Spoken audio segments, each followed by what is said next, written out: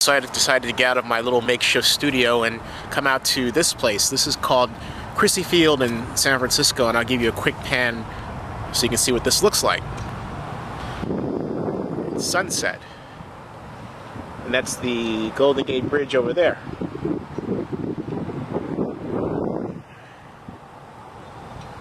But that's not what I'm going to talk to you about right now. However, it is fitting because when I stand here, I think of freedom. And 2 weeks back, I made a video talking with you about the decision that Judge Louis Staten, remember the U.S.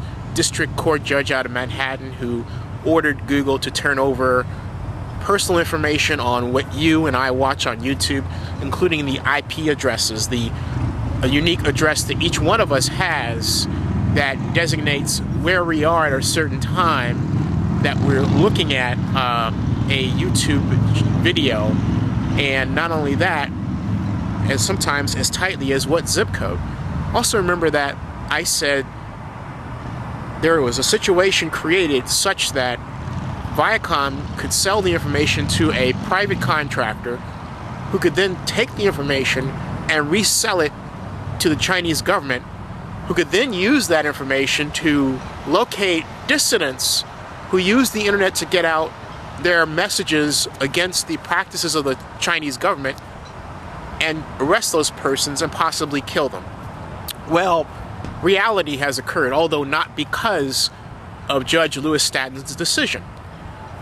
On Wednesday, July 23rd of last week, Chinese government nationals arrested a person by the name of Daobin for placing messages on foreign websites critical of the Chinese government. Now, Daobin had a sentence in 2004 of subversion because he was using the internet to write statements and messages and reports against the Chinese government and their practices. But Daobin was placed under a very unusual kind of watch, such that a kind of probation. Anything that he wrote would be grounds for analysis and possible rearrest. Well, the Chinese government has rearrested him. In addition, the government has also failed to release another dissident by the name of Ye Guozhu. And Guozhu was also accused of posting dissident messages regarding the Chinese government on the internet. And the basic point is this, that there are countries in our lifetime and in reality which do not prize or protect bloggers. The Canadian government, for example, does not grant the same type of freedom of speech rights to bloggers. Also, practices such as the ones the Chinese government take are the reason why we have the emergence of the anonymous blogger. We don't want people to know who those dissenting bloggers are. And so it's with that in mind that I say to those of you who do write anonymously, please watch what you write and how you write, because there's actually a movement to curb the activity of the anonymous blogger. There are some people who do not want you to remain anonymous. I have been one of them for some time for my own reasons.